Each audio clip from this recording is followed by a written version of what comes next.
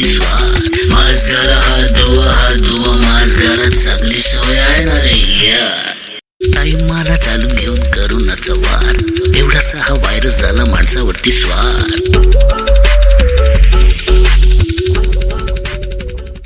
नमस्कार.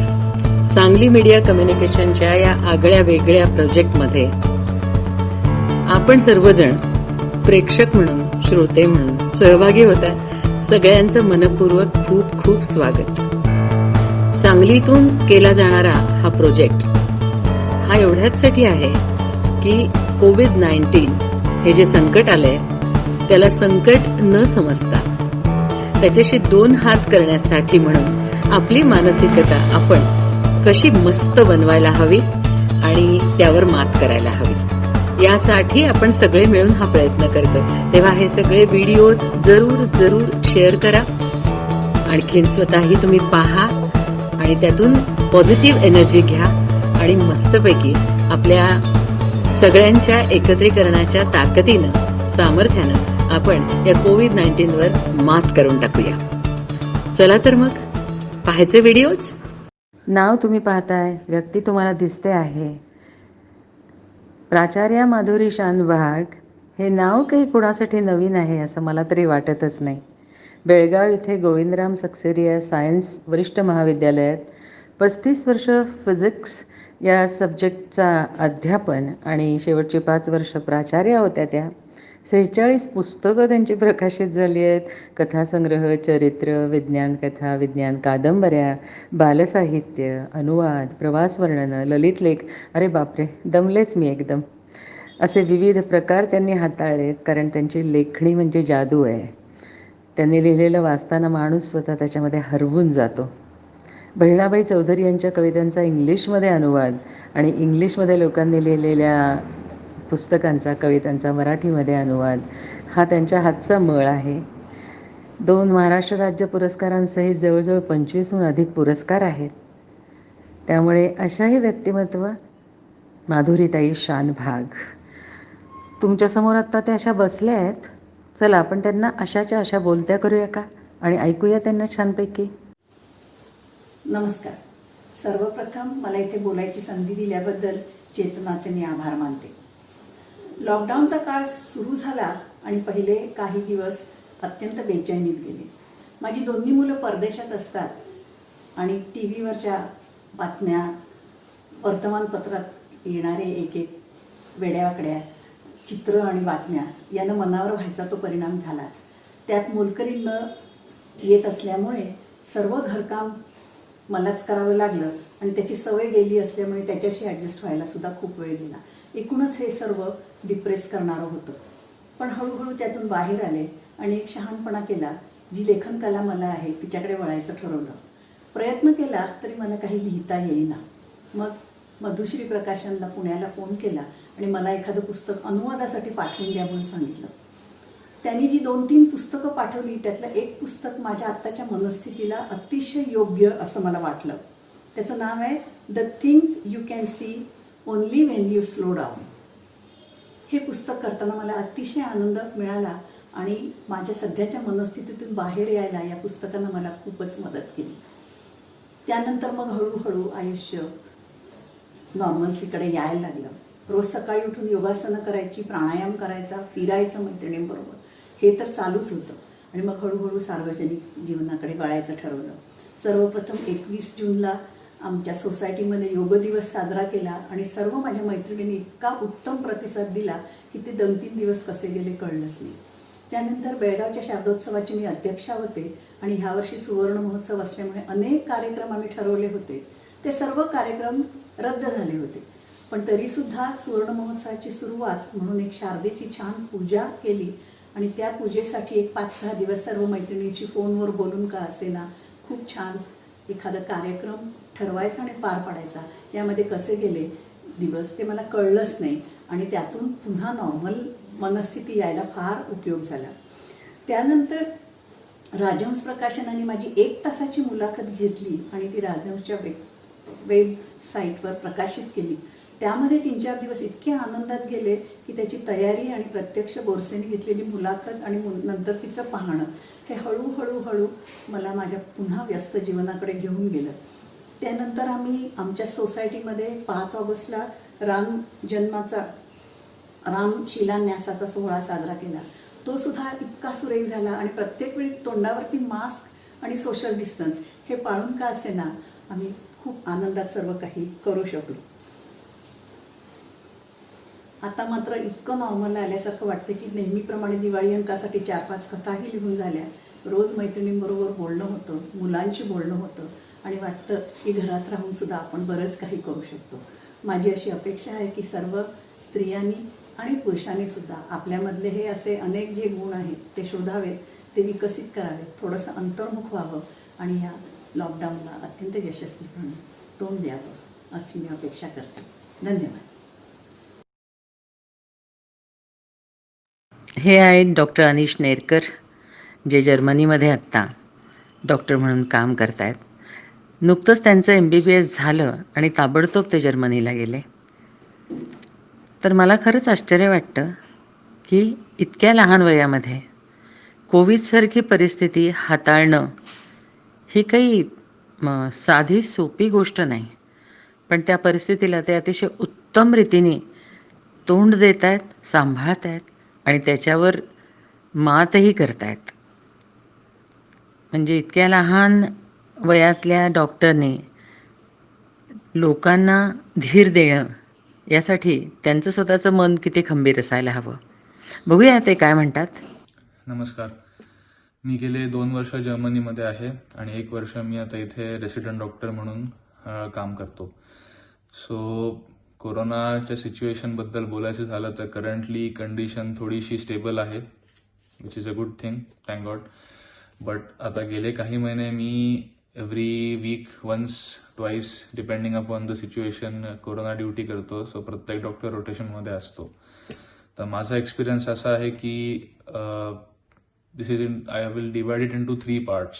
तर first part असा आहे की जे पेशंट्स पॉझिटिव्ह यायचे, त्या पॉझिटिव्ह पेशंट्सला जो असलेली भीती, त्यांच्या नातेवाईकांची भीती आणि प्लस डॉक्टर म्हणून त्या दोघांना धीर देणं, नोईंग द फॅक्ट की प्रॉपर क्युअर नाही अजून. It was a tough time. अजून सुद्धा थोडासा आहेच आहे. At the same time second most important thing अशी होती की जे दुसरे पेशंट्स क्रिटिकल, जे ICU मध्ये वगैरे सगळे, जे जिरॅट्रीमध्ये सुद्धा आमच्याकडे खूपसे डिमेन्शिया, अल्झायमर्स सगळे असे जे असतात क्रिटिकल कंडिशनमध्ये, त्या सगळ्या पेशंट्सचे रिलेटिव्स हे पॅनिकमध्ये जाणार की तुमच्याकडे किती कोविड पेशंट्स पॉझिटिव्ह आहेत, आमचे पेशंट्स सेफ आहेत ना. बरं, आम्ही डॉक्टर्स असं डेली बेसिसवरती आमची ड्युटी असायची. त्याच्यानंतर पेशंट्सच्या नातेवाईकांची पण ती चिंता असायची की तुम्हाला पण नाही झालं ना. ऑब्व्हियसली ॲज डॉक्टर्स आम्ही काही स्वतःला सारखं टेस्ट करू शकत नाही आणि विदाऊट सिम्पटम्स टेस्ट करणं म्हणजे काय तसा पॉईंट नाही. सो या सगळ्या त्यांच्या प्रश्नांना उत्तर देऊन त्यांना धीर देणं, म्हणजे कोविड पॉझिटिव्ह पेशंट्सचे नातेवाईक सुद्धा आणि at the same time non Covid patients जे क्रिटिकल कंडिशनमध्ये आहेत आमच्याकडे, कार्डियाक अरेस्टमुळे आलेले म्हणा किंवा प्रत्येक असे वेगवेगळे, ह्यांच्या पेशंट्सच्या नातेवाईकांना आणि पेशंट्सला समाधान देणे की बाबा तुम्ही चिंता करू नका, काळजी घेतलेली आहे, हे एक खूप मोठं टास्क होतं. आणि ती जे तो हिस्टेरिया निर्माण होतो हवेत, तो पॅनिक जो असतो त्याला स्टेबल ठेवणं म्हणजे सगळ्यात मोठा टास्क होता आमच्यासाठी. At the same time third aspect असा आहे याच्यातला की रूल्स अँड रेग्युलेशन्स प्रत्येक हॉस्पिटल्सचे चेंज झाले, खूप जास्त रिस्ट्रिक्शन झाले. नातेवाईक आत येऊ शकत नाहीत भेटायला, पेशंट डिस्चार्ज झाल्याशिवाय बाहेर जाऊ शकत नाही हॉस्पिटलच्या. सो ऑल टुगेदर डिकॉम्पेन्सेशन खूप झालं होतं. सो पेशंट्सच्या नातेवाईक सारखे फोन करायचे, पेशंट्सला स्ट्रेस आला की पेशंट सारख्या नातेवाईकांना फोन करायचे. आणि ॲट द सेम टाइम या सिच्युएशनमध्ये कसं झालं होतं की जर्मनीमध्ये प्रत्येक हॉस्पिटलला एक एरिया अलॉट केलेला असतो कायमच, म्हणजे कोविडचा संबंध इथे नाहीच आहे. सो ह्या सगळ्या याच्यामध्ये जे पेशंट फक्त क्रिटिकल आहेत आम्ही तेवढेच फक्त ऍडमिट करून घेऊ शकत होतो, असे स्ट्रिक्ट ऑर्डर्स होते. We couldn't take any other appointments. तर त्याच्यामुळे त्या पेशंट्सचं फ्रस्ट्रेशन की आमचं काय. तर मग हे जे 3 प्रकारचे पेशंट्स मी अनुभव घेतला, it was a difficult time for me. आणि at the same time I hope की आता जे स्टेबल होत चाललं ते असंच पुढे राहील stable. And I hope you all are also healthy. Please be safe. Thank you. मंडळी, या आहेत रुची वैद्य. या JP मॉर्गन चेस इंटरनॅशनल बँकेमध्ये सिनियर सॉफ्टवेअर इंजिनियर या पदावर काम करत आहेत. गेली 15 वर्ष त्या अमेरिकेमध्ये आहेत. त्या सध्या आर्टिफिशियल इंटेलिजन्स प्रोजेक्ट लीड करतात. खरं मी तुम्हाला सांगू का, हे सगळं जरी त्या त्यांचं करिअर म्हणून करत असल्या तरी त्या उत्तम निवेदिका आहेत. अत्यंत खळखळून हसरं व्यक्तिमत्व आहे आणि ज्या व्यक्तीला पाहिल्याबरोबर एका क्षणात मैत्री करावीशी वाटावी अशी ही व्यक्ती आहे. बघूया त्या काय म्हणतात. नमस्कार, माझं नाव रुची घाणेकर वैद्य आणि मी आज कोलंबस ओहायोमधनं तुमच्या बरोबर कनेक्ट करते. माझ्याबद्दल थोडं सांगायचं म्हणजे मी इंडियातनं इंजिनिअरिंग केलं आणि मग US मध्ये येऊन मी मास्टर्स कम्प्युटर इंजिनिअरिंगमध्ये मास्टर्स केलं आणि कोलंबस ओहायोमध्ये मी JP मॉर्गन चेस या बँकेत सिनियर सॉफ्टवेअर इंजिनियर म्हणून IT डिपार्टमेंटमध्ये कामाला आहे.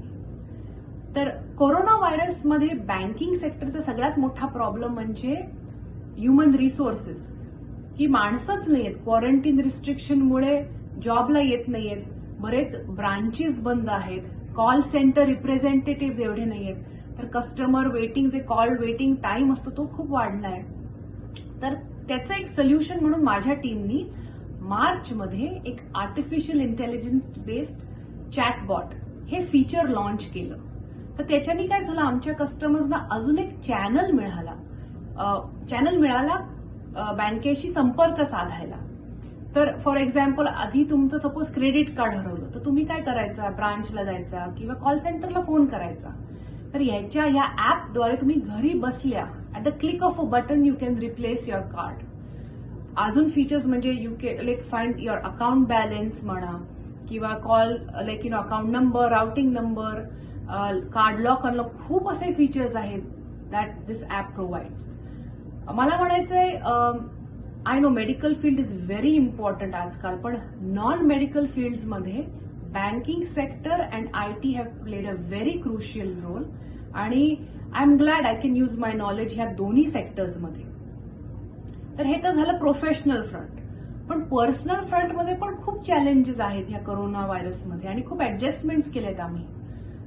लाईक मी and my Amol, we both working parents आणि आमच्या 2 मुली आहेत, स्वरा आणि इरा, वयवर्ष 9 आणि 3, आणि त्यांना बिझी ठेवणं म्हणजे तारेवरची कसरत आहे. तर आता कोरोना व्हायरसमध्ये what we learned is what works for our family is zoom calls with India, आजी आजोबांबरोबर, किंवा फॅमिली नाईट्स और गेम नाईट्स म्हणा. युट्यूबवर बघून मुलांना काय आवडतं, केक, कुकीज, आईस्क्रीम, ह्या अशा रेसिपीज ट्राय करायला आवडतात. आम्ही एक छोटंसं किचन गार्डन केलंय. तर ह्याच्यातलं पॉझिटिव्ह बघणं म्हणजे मला जे वाटतं is working parents are getting to spend more quality time with their children. घरचं काम, ऑफिसचं काम, मुलांच्या मध्ये बिझी असणं हे सगळं चांगलंच आहे, पण कुठेतरी मला वाटतं पर्सनल मी टाइम खूप गरजेचा आहे. तर आता सध्या बाहेर जाता येत नाही, फिजिकल ऍक्टिव्हिटी कमी झालीये, जिम्स बंद आहेत. तर आम्ही काही मैत्रिणी मिळून ना घरी सकाळी पहाटे उठतो आणि झूमवर एकत्र वर्कआउट करतो. तर वी मोटिवेट इच अदर. तर मी नक्की म्हणेन युट्यूबवर खूप असे छोटे छोटे व्हिडिओज अवेलेबल आहेत आणि खूप फ्रेश वाटतं दिवसभर. तर मला सगळ्यांना हेच म्हणायचंय, let's keep a positive attitude and this too shall pass. We will definitely conquer corona. धन्यवाद. मंडळी, या ज्या डॉक्टर प्रज्ञा आहेत ना, आपल्याला दिसत आहेत, या पॅथॉलॉजिस्ट आहेत. मी त्यांना सहज विचारलं, म्हणजे मराठीत काय हो? तर त्या म्हणाल्या, विकृतीशास्त्र. खूप आश्चर्य वाटलं मला की पॅथॉलॉजी आणि विकृतीशास्त्र हे 2 शब्द आपल्याला किती वेगळे साऊंड होतात ना कानाला ॲक्च्युली.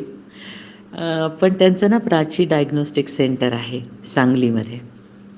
डायग्नोस होणं, एखाद्या जटिल रोगाचं डायग्नोसिस होणं हे किती जबाबदारीचं काम असतं ना. ते त्या अगदी निश्चलपणे आणि कॉन्फिडंटली करतात. आणखीन शिवाय त्यांचं वाचन, त्यांचा अवांतर अभ्यास या सगळ्या गोष्टी तर आहेतच. हे तुम्हाला त्यांच्या व्हिडिओमधूनच कळेल. बघूया त्या काय म्हणतायत. खुदी को कर बुलंद इतना कि तकदीर से पहले खुदा बंदे से खुद पूछे बता तेरी रजा क्या है. माणसानं स्वतःला इतकं कणखर बनवावं की परमेश्वरानं त्यालाच विचारावं, बोल तुला आता कुठलं संकट देऊ. करोनाशी लढायचं असेल तर अशाच विचारांची गरज आहे. करोना आला, आपल्याला होईल काय? विलगीकरण कक्षात राहावं लागेल काय? किती दिवस घरात कोंडून बसायचं? बाहेर पडलो तर काय होईल? असे भयानक निराशाजनक विचार मनात येत आहेत. पण असे विचार झटकून हताश न होता योग्य मार्गानं लढलो तर करोना नक्कीच हद्दपार होईल, यात शंकाच नाही. असंख्य नैसर्गिक किंवा मानवनिर्मित संकटांशी लढून आज आपण या मुक्कामावर आलो आहोत. याच विजिगीषू वृत्तीमुळे चंद्रावर तर पोचलो आहोतच, पण मंगळावर जायच्याही तयारीत आहोत. इतिहासाची अशी असंख्य उदाहरणे आहेत जी आपल्या लढवय्या वृत्तीची साक्ष आहेत. दुसऱ्या महायुद्धात बेचिराग झालेला जपान उभा राहिलाय. त्सुनामी आणि भूकंप यावर मात करून पुन्हा पहिल्यासारखे जीवन आपण जगू लागलोय. ज्या शिवाजी महाराजांचा इतिहास आपण शिकतो त्यांचं अवघं जीवनच संकटमय होतं, पण मनात होती या संकटावर मात करण्याची दुर्दम्य इच्छा आणि लढवय्यी वृत्ती. म्हणूनच अक्षरशः शून्यातून स्वराज्य उभं राहिलं. त्याच शिवाजी महाराजांच्या महाराष्ट्रातले मावळे आपण. आणि करोनासारख्या विषाणूशी लढताना घाबरायचं शक्यच नाही. योग्य ती काळजी घेऊन आणि मनोबल टिकवून आपण यातून बाहेर पडणारच आहोत. अगदी नुकत्या आलेल्या महापुरातून जसे बाहेर पडलो तसेच नुसते बाहेरच पडणार नाही, तर त्याच ताकदीनं पुन्हा उभेही राहणार. रोज घर सोडलं तरी पुन्हा बांधणाऱ्या कोळ्याला आपण रोज बघतो. मोडलं तरी पुन्हा बांधेन ही कोळ्याची जिद्दच त्याला वाचवते. याच जिद्दीनं आपणही पुन्हा उभे राहूया. मान्य आहे की मजूर, रोजंदारीवर पोट अवलंबून असणारी घरं यांचे प्रचंड हाल होत आहेत. घराबाहेर कोविड-19 आणि घरात उपासमारीचं संकट असा दोन्ही बाजूनी मार आहे. पण छोट्या कोळ्याला जमतं तर इतका मोठा आणि बुद्धिमान माणसानं का हरावं? आपण हरणार नाहीच आहोत. करोनाला हरवणार आहोत आणि पुन्हा राखेतून भरारी मारणार आहोत, फिनिक्स पक्षाप्रमाणे. नाही, पुरंदरच्या तहात लयाला गेल्यावर, आग्र्यातून सुटका झाल्यानंतर पुन्हा पूर्ववत उभा राहिलेल्या छत्रपती शिवरायांच्या स्वराज्याप्रमाणे. कारण शेवटी आम्ही छत्रपतींचे मावळे आहोत. मंडळी, नाव किती छान आहे बघा. प्रसूख केटरर्स. या आहेत सीमा गुरव. या वयाने लहान आहेत, पण यांचा अनुभव मात्र 60च्या बायकांचा आहे स्वयंपाकघरामध्ये. खरोखरच प्रसूखचा अर्थ माहिती आहे तुम्हाला? अतिशय ताजं आणि शुद्ध असं अन्न म्हणजे प्रसूख, असं मला त्यांनीच सांगितलं बरं का. मी म्हटलं हे नाव का दिलं, तर त्याचा अर्थ असा आहे. मी स्वतः अनुभव घेते आहे. इतकं सुंदर बनवतात त्या. काहीही म्हणजे कुठलाही पदार्थ करायला त्यांनी घेतला आणि तो सुगरणीच्या अन्नपूर्णेच्या हाताने झाला नाही चांगला, असं होऊच शकत नाही. फारच चविष्ट आणि उत्कृष्ट असं केटरिंग आहे त्यांचं. बघूया त्या काय सांगतात. नमस्कार, माझं नाव सीमा गुरु. मी गेली 5 वर्ष झालं सांगलीमध्ये प्रसूख केटरर्स नावाने बिझनेस करते. माझ्या बिझनेसला सुरुवात माझ्या मैत्रिणींमुळेच झाली. त्या मला म्हणाल्या की माझ्या ज्या बिस्किट वगैरे माझे पदार्थ त्यांना खूप आवडायचे. मग त्या मला म्हणाल्या की तू पण चालू कर बिझनेस, की जेणेकरून आम्ही आमच्या घरी जे काही कार्यक्रम वगैरे असतील त्यावेळी तुला आम्ही ऑर्डर देऊ शकू. म्हणून मी सुरुवात केली. हळूहळू छान त्याला ऑर्डर्स येत गेल्या. मग त्या बड्डे पार्टीच्या असो, डोहाळे जेवण, साखरपुडा, लग्न अशा सगळ्या, किंवा कॉलेजेसमध्ये वगैरे पण ज्या मीटिंग्स वगैरे असतात त्याच्या पण ऑर्डर्स मला मिळत गेल्या. छान चालू झाला होता बिझनेस, चांगला सेट झाला व्यवस्थित. काही वर्कर्सना पण मी माझ्यामुळे काम देऊ शकले. असं छान झालं कार्य सुरुवात बिझनेसला. पण अचानक आलेल्या या करोनामुळं लॉकडाऊन जाहीर झाला आणि या जाहीर झालेल्या लॉकडाऊनमुळे आता आपण पूर्णपणे एकत्र यायलाच बंदी आली. त्यामुळे कोणतेही कार्यक्रम समारंभ काहीच होणार नव्हतं. आलेल्या ऑर्डर्स पण कॅन्सल झाल्या. मग आता काय करायचं? आपला बिझनेस थांबला. आता पूर्णपणे जर असाच थांबला तर तो हळूहळू बंद होईल अशी मला भीती वाटू लागली. मग आपण आता काय करावं असा विचार करत असताना मध्येच माझ्या असं लक्षात आलं की माझा जो मैत्रिणींचा जुना ग्रुप होता तोच मी जुना ग्रुप पुन्हा एकदा व्हॉट्सअपवरती प्रसूख नावाने एकत्र केला. आणि त्या ग्रुपवरती मी जे मला आधी फोन येतच होते मैत्रिणींचे की लॉकडाऊनमध्ये की आता तू काही करतेस का पदार्थ, ते आम्हाला सांग, म्हणजे जेणेकरून तू घरी केलेल्या पदार्थाचा आमचा पण थोडासा करत जा, म्हणजे आम्हाला पण तुझे जे आवडतात पदार्थ ते खायला मिळतील. म्हणून मी परत मग त्या ग्रुपवरती काय केलं की जे खोबऱ्याच्या बर्फीपासून बिर्याणीपर्यंत सर्व काही जे काही मी पदार्थ करते त्या पदार्थांची मी नावं टाकत गेले. मग प्रत्येकीच्या घरी काही 5-6 माणसंच असतात, मग त्या छोट्या छोट्याच ऑर्डर्स असतात, पण छोट्या छोट्या ऑर्डर्स सगळ्यांच्या मिळून एकत्र येऊन एकच मोठी ऑर्डर्स माझी दिवसाला तयार होत गेली आणि व्यवस्थित माझा बिझनेस पुन्हा चालू झाला. मग आता आपण जशी मात केली करोनामुळं, हा जो लॉकडाऊन आलेला आहे त्याच्यावर आपण मात करून आपण हा बिझनेस पुन्हा चालू केलेला आहे. असंच मला सगळ्यांना सांगावंसं वाटतं की आयुष्यात आपल्याला करोनासारखी संकटं भरपूर येत जातील, परंतु आपण त्याच्यावरती मात करून करोनाच्या लॉकडाऊनवर मात करून आपण त्या जिंकून पुढे जायचं आहे, एवढंच मला सांगावंसं वाटतं. मंडळी, या आहेत स्वाती देशपांडे. उत्तम अभिनेत्री आहेत, पुण्यामध्ये असतात, पण त्या उत्तम अभिनेत्री असूनही त्याहीपेक्षा त्या एक उत्तम माणूस आहेत, निर्मळ मनुष्य आहेत आणि माझ्यासाठी ते जास्त महत्त्वाचं आहे. अत्यंत हसरं असं व्यक्तिमत्व आहे. नवीन नवीन प्रयोग करायला, कुशलतेने प्रयोग करायला त्यांना खूप आवडतात. पण ते इतके डाऊन टू अर्थ आहेत की त्या नेहमी असं म्हणतात की मी शिकते आहे आणि मी शिकत राहणार आहे. असं त्यांचं साधारण व्यक्तिमत्व आहे. बघूया त्या काय म्हणतात. नमस्कार, मी स्वाती देशपांडे.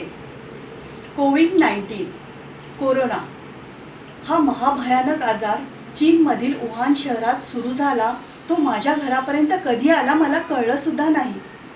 आता स्वतःच्या फॅमिलीला कसं वाचवायचं हा मोठा गहन प्रश्न माझ्यासमोर निर्माण झाला.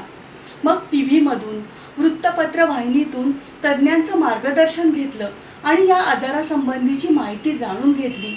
या आजारापासून स्वतःचा कसा बचाव करायचा हे सगळं समजून घेतलं आणि थोडासा जीवात जीव आला. सुरुवात केली माझ्या घरातील कामगार महिलांपासून.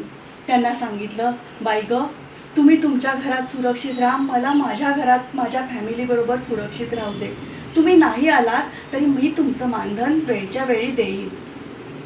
कामवाल्या बायका तर गेल्या, पण कामाचा डोंगर होता. आम्ही 3 जणांचं कुटुंब असलं तरी कामाचा प्रचंड राडा रोज पडलेला असायचा. पण ह्या संकटाच्या काळात सुद्धा माझ्या मुलीनं, माझ्या मिस्टरांनी, माझ्या कुटुंबानी मला खूप मोलाची साथ दिली आणि मग असेच दिवस जाऊ लागले. माझं ॲक्टिंग फील्ड आहे, मुलीचं कॉलेज, मिस्टरांचा जॉब, तसे आम्ही सतत बाहेरच असतो. पण आता एकत्र 3 घरात याचा आनंदही झाला, पण थोडी भांडणंही झाली बरं का, वादावादाही झाली. पण एकत्र राहायचं, सामंजस्याने राहायचं हे ठरवलं होतं. आता पुढचा प्रश्न, वेळेचं घरात बसून करायचं काय? मग एक वेळेचं नियोजन आखलं, एक वेळापत्रक तयार केलं. सकाळी मेडिटेशन, कारण डोकं शांत असणं फार गरजेचं होतं. तसेच काही घरकाम, शारीरिक व्यायाम, तसेच घरातली कामं, एक्सरसाइज अशामध्ये आणि थोडा अभ्यास, असं मिळून मी माझं वेळेचं नियोजन सुरू केलं आणि दिवस असे असे जाऊ लागले. एकमेका सहाय्य करू अवघे धरू सुपंत या म्हणीप्रमाणे आपणही आपल्या समाजाचा एक घटक आहे. आपल्यालाही आपल्या समाजाचं काही देणं लागतं. घराबाहेर काही अनेक गरजू यांचे फार हाल होत होते आणि घरामध्ये जेवण बनवून, नाश्ता चहा बनवून त्यांच्यापर्यंत जे गरजू आहेत त्यांना पोहोचवला. आमच्या एरियामध्ये काही भटकी कुत्री अन्न पाण्या वाचून तडफडत होती. मग एका विश्वासू संस्थेतर्फे मी त्यांना अन्न पोचवण्यासाठी काही पैशाची मदत केली. तसेच मी नाट्यक्षेत्रातही काम करते, त्यामुळे काही नाट्यक्षेत्रातील गरजू लोकांसाठी मानधनही दिलं. काळ संघर्षाचा आहे, पण आपण याच्यावर नक्की विजय मिळवू आणि आपला राष्ट्र, आपला देश नक्की समृद्ध करू अशी मला खात्री आहे. जय महाराष्ट्र, जय भारत. धन्यवाद. मंडळी, या आहेत दीपाली देशमुख. इलेक्ट्रिकल इंजिनियर आहेत आणि महावितरणमध्ये त्या सहाय्यक अभियंता म्हणून काम करत आहेत. अत्यंत चिकाटी, जिद्द, बुद्धिमत्ता याचं एक उत्तम उदाहरण ही त्रयी म्हणजे दीपाली देशमुख असं म्हणायला हरकत नाही. आणि त्यांना अत्यंत गार्डनिंगची आवड आहे, त्यातला अभ्यास आहे. नंतर त्यांचं आपल्या मुलांमध्ये आणि संसारामध्ये सुद्धा एक गृहिणी म्हणून तितकाच जीव आहे. बघूया त्या काय सांगतात. नमस्कार, मी दीपाली देशमुख. मार्चपासून आपल्याकडे करोना आला आणि बराच वेळ सगळ्यांना हाताशी मिळाला. मला मात्र माझं ऑफिस होतं, कारण मी इमर्जन्सी सर्व्हिसेस असल्यामुळं सप्लाय मेंटेनन्ससाठी मला ऑफिसला जाणं भाग असायचं. त्यामुळे माझ्या दिनक्रमात कोणताच फरक पडला नाही. उलटं मला बराच वेळ रिकामा मिळाला माझं ऑफिस करून, माझी घरची कामं आवरून. त्यामुळे मी माझे जे जुने काही छंद राहिले होते त्यांना प्रेफरन्स द्यायचं ठरवलं होतं. तर सगळ्यात पहिल्यांदा मी काय केलं की दुपारच्या वेळात जेव्हा स्ट्रिक्ट लॉकडाऊन होतं तेव्हा मी काही एम्ब्रॉयडरीज केल्या. जसं की ही एम्ब्रॉयडरी केली, ही एम्ब्रॉयडरी केली, तसंच ही मी एम्ब्रॉयडरी केली. त्याचबरोबर माझी 2 छोटी मुलं आहेत, तर त्यांना मी टाकाऊपासून टिकाऊ या संकल्पनेअंतर्गत ही खेळणी करायला शिकवली. अशी आम्ही माऊ केली, जिराफ केला आणि बरीचशी खेळणी मी मुलांना हातशिलाईनी कशी तयार करायची, बेस्ट आउट ऑफ वेस्ट हे दाखवलं. त्यासोबत माझी ही छोटीशी बाग आहे. तर 22 मार्चला जेव्हा आपला जनता कर्फ्यू होता तेव्हा मी हा ट्रेची गार्डन तयार केली. तर या करोनाच्या काळामध्ये मला या माझ्या स्वतःच्या छोट्या संकलन गार्डनमध्ये फारच वेळ मिळाला. मी ही छोटे कोरल पॉट्स पण तयार केले. मी समुद्र किनाऱ्याहून आणले होते आणि यामध्ये मी छोटे सकुलन्स तेव्हा पॉट केले लॉकडाऊनच्या काळामध्ये. तर हे तिन्ही आणि छोटे सकुलन्स आता छानपैकी ग्रोथ झाले, त्यांनी छान आकार घेतले. त्याचबरोबर कोकेडामा हा प्रकार म्हणजे हँगिंग मॉस बॉलची जी कन्सेप्ट आहे त्यानुसार ही काही कोकेडामा मी तयार केले. जवळपास 10 ते 12 कोकेडामा आज माझ्या संग्रहात आहे. हे मी सगळं कोरोनाच्या काळात केलं. त्याचबरोबर माझा पेंटिंगचा आणि रांगोळीचा छंदही मी जोपासला. एक नवीन संकल्पना म्हणून मी ड्राय डेकोरेशन हेही अवलंबलं. आता या ड्राय डेकोरेशनमध्ये हे जे सगळं आहे ते बेस्ट बऱ्यापैकी बेस्ट आहे की ज्यापासून मी वेस्टपासून एक बेस्ट तयार केलेला आहे. तर यामध्ये नारळाच्या करवंट्यांपासून मी ही सगळी ड्राय डेकोरेशन तयार केलेली आहे. त्याचबरोबर मुलांसोबत खेळणं, संध्याकाळी गप्पा गोष्टी करणं, रांगोळ्या काढणं, पेंटिंग करणं, मधुबनीचे बरेच प्रकार मी ट्राय आउट केले. आणि अशा रीतीने मी माझ्या मुलांना बराच वेळ दिला. मी माझ्या मुलांसोबत बऱ्याच कला या 4-5 महिन्याच्या काळात अवगत केल्या, त्यांनाही शिकवल्या. माझी जे स्वप्न राहिलेली होती म्हणजे एम्ब्रॉयडरी करायला कधीच वेळ मिळाला नव्हता, तर ती अशा छोट्या गोष्टी मी फार एन्जॉय केल्या. म्हणजे करोनाचा जो नकारात्मक काळ होता इतरांसाठी तो मी सकारात्मकतेनं घालवला. आणखीन या काळातल्या बऱ्याचशा आठवणी आहेत की ज्यांनी लाईफ टाईम मेमोरेबल म्हणून जपायला मला खरंच खूप आवडेल. थँक्यू. पाहिलेत का व्हिडिओ?